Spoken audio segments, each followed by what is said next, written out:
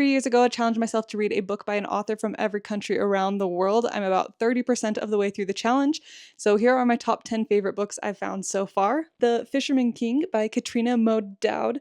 This is a fantasy book based on Bruneian folklore, where we follow Lisan as he tries to prove that he is descended from royalty. The Happiness of Kati by Jane Vejjajiva follows a young girl as she deals with the loss of her mom. It is a beautifully written book and has the most interesting use of chapter subtitles I've ever seen. In the Time of the Butterflies by Julia Alvarez is the novel based off of the true story of the Mirabal sisters who were assassinated for standing up to the Trujillo dictatorship. It's a sad book, but really well written. The Last Brother by Nathacha Appanah is a World War II novel set in Mauritius.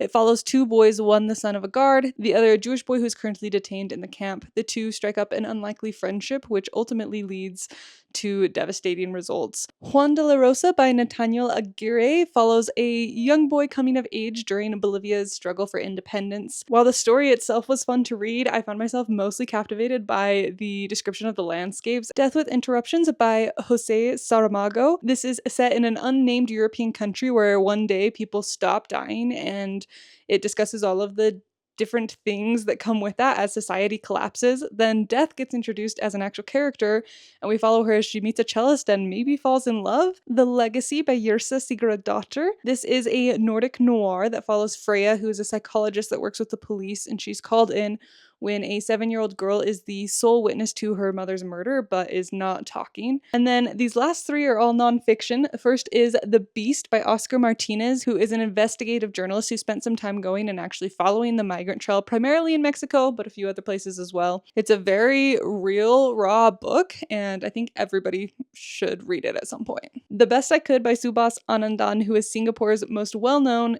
criminal lawyer. This tells the story of how he got into his career and then breaks down some of his cases, including when he was falsely accused and sent to jail. And finally, Open Skies by Niloofar Rahmani, who was Afghanistan's first female Air Force pilot. Such a good, inspiring read. And that's my top 10 books that I found so far through this challenge. If you want to see everything that I've been reading, I have a whole playlist on my YouTube channel, which will be linked.